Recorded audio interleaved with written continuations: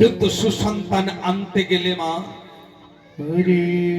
যেদিন এই ধরাধামে স্বামী স্ত্রী একত্র হয়ে সেই একটি সুসন্তানকে আনার চিন্তন করব, সেদিন হরিচাঁদ ঠাকুর মা শান্তি মাতার নামে ধূপ আদি জ্বালিয়ে প্রণাম করে বলবো,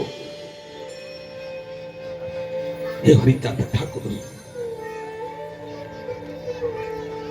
আপনি আমাদের এই জীবনে আসেন, আপনার মাতা পিতা হতে চাই। সেই হরিচাঁদ ঠাকুরের মা শান্তি মাতার সম্মুখে সেই প্রার্থনা করে একটি সুসন্তান যদি ধরাধামে আনা যায়, তাহলে তিনি সাধক হবেন।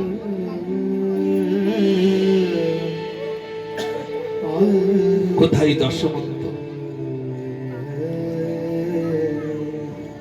অন্নপূর্ণা দেবী কে জানতেন, কে চিনতেন?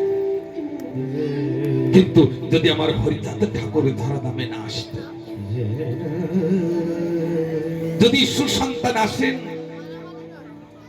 তাহলে এই মাতা পিতার 14 কুল উদ্ধার হয়ে যায়, 14 পুরুষ উদ্ধার হয়ে যায়। আর কুসন্তান যদি আসে, এই মাতা পিতার কয়েক কুল নরকে গমন করে। বলে যায় হরি বল, হরি বল। কুসন্তান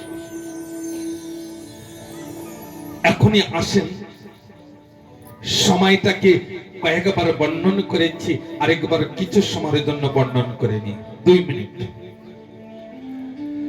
24 ঘন্টার ভিতরে সত্যযুগ, কলিযুগ আর ত্রেতাযুগ আছে। আমরা তো অনেক কয়েকবার শ্রবণ করেছি বাবা, যে 24 ঘন্টার ভিতরে সত্যযুগ কোন সময়? আমার সত্যযুগ কোন সময় কে জানেন? একটু হাত উঁচু করে বলুন। এই 24 ঘন্টার ভিতরে জানেন কোন সময়? সত্যযুগে আমার হরিচাঁদ ঠাকুরের তিনি ধরাধামে এসেছিলেন। বলেন সে কোন সময়? রাত 2টো থেকে নিয়ে সকাল 8টা পর্যন্ত সত্যযুগ। এই সময় যদি কোন সন্তান ভূমিষ্ঠ হন জগতে, দেশে সন্তান সাধক হবেন।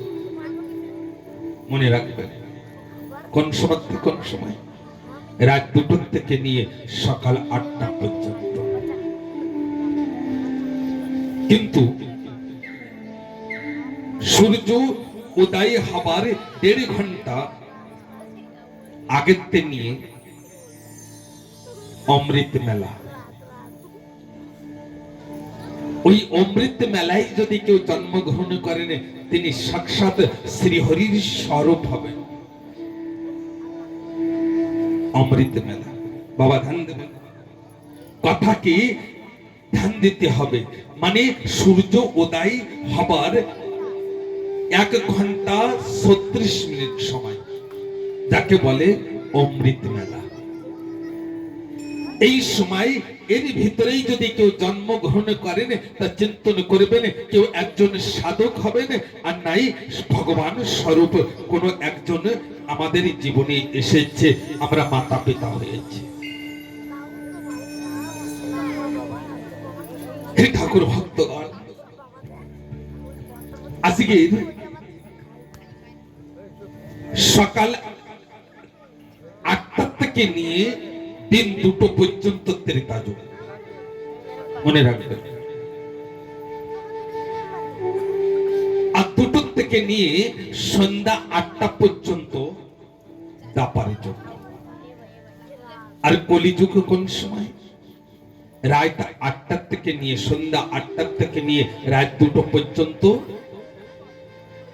কলিযুগ, ঘোর কলিযুগ। কলিযুগ সর্বশ্রেষ্ঠ যুগ বাবা। এই সময় স্বামী স্ত্রী একসঙ্গে কথা বলা উচিত নয়। যদি কথা বলতে হয় স্বামী স্ত্রী, তাহলে রাত 2টোর পরে। এই সময় কথা বলা উচিত নয়, অন্যের সঙ্গে তো দূরে থাকবে। কিন্তু কলিযুগ শ্রেষ্ঠ যুগ, হরি নাম হরি বল নাম জপ করতে করতে ঘুমানো উচিত এই মানবকে। কিন্তু একটি কথাকে মনে রাখতে হবে,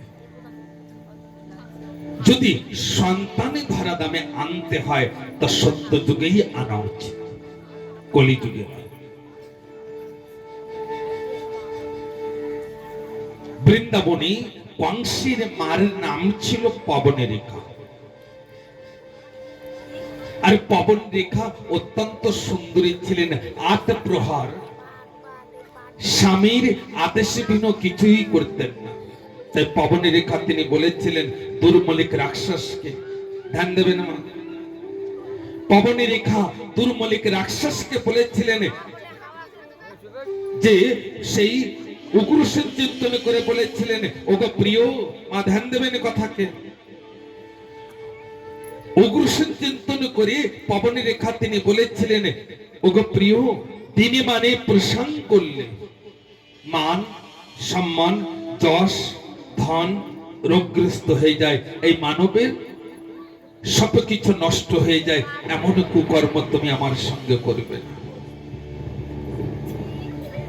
আর ওই দুর্মলিকের দ্বারাই যে প্রসঙ্গে কংসের জন্ম হয়েছিল, তাই না? এই কথাগুলোকে ধ্যান দিতে হবে, এই কথাগুলোকে ভিতরে গ্রহণ করতে হবে, যে বাস্তবিক আমাদের জীবনে জানতে হবে যে কুসন্তান আর সুসন্তানে কেমন ভাবে আসে। হে ঠাকুর ভক্তগণ, আমাদের থেকে অনেক সুন্দর জ্ঞানী ধনী অনেকে জন্মগ্রহণ করেছেন, তারা চলে গিয়েছেন, রাজা মহারাজা। আমাদের আমরাও চলে যাব, আমাদের পরে অনেকে আসবেন, তারাও চলে যাবেন, মানে আসা যাবার সংসার। যদি বলেন মহারাজ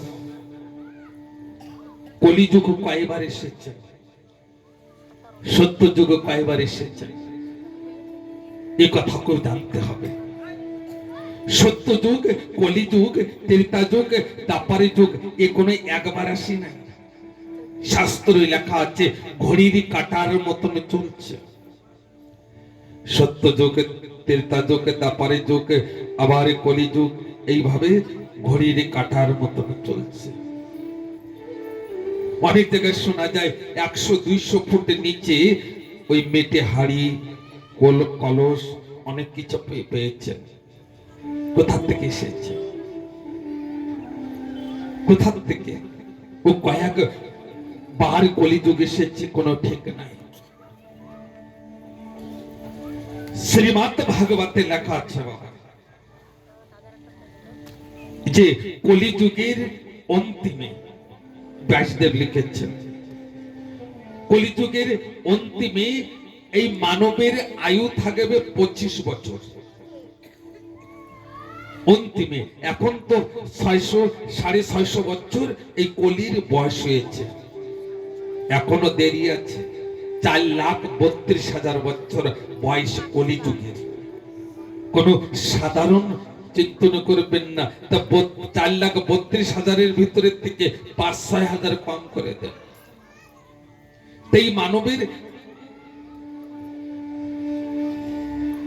খেতে কিছুই হবে না, কাটা গাছেই হয়তো কিছু একটা 2-1টা ফল হবে। এই মানবকে মানবের কাছের থেকে কেড়ে খাবে। আর যিনি দুষ্ট হবেন এই জগতে, তানার মান সম্মান বাড়বে। আর যিনি সরল মানব হবেন, তানার কোনো মান সম্মানে কেউ দেবেন না, তানাকে সকলে পাগল বলবেন। একটি কথা বলবো মা, যিনি মদিরা পান না করবেন, যিনি ঝগড়া করবেন না, যিনি পরের ঘরে ঢুকবেন না, যিনি কুকর্মে যাবেন না, তানাকে কিন্তু এই জগতের মানব পাগল বলেন। আর যিনি এই সবগুলো পরিপূর্ণ হবেন না, তানাকে কিন্তু সবাই ভয় পান, আর তানাকে কিন্তু মান সম্মান একটু বেশি করে দেন। শাস্ত্রের কথা কখনো মিথ্যা হতে পারে না। যখন যখন এসেছেন ঠাকুর, তখন তখন ঋষি আদি তান্ডা রূপকে চেঞ্জ করে, রূপকে বদলিয়ে তিনি শাস্ত্রকে লিখেছেন। হয়তো দেখা যাচ্ছে কি যে অনেকে এই শাস্ত্রকে মান্যতা দিচ্ছেন না, কিন্তু ভুল কথা। আমি, তুমি, আরেকজন তো শাস্ত্র লিখতে পারছেন না। আমার সেই ঠাকুরের যদি কৃপা না হয়, কেউ এই শাস্ত্রকে লিখতে পারবেন না। লীলামৃত তো অমৃতময় কথা। এই কথাকে শ্রবণ করলে এই মানব সর্ব পাপ থেকে এই মানব মুক্তি পায়। আসেন সেই লীলামৃতের কথার ভিতরে আজকে আমরা প্রবেশ করব।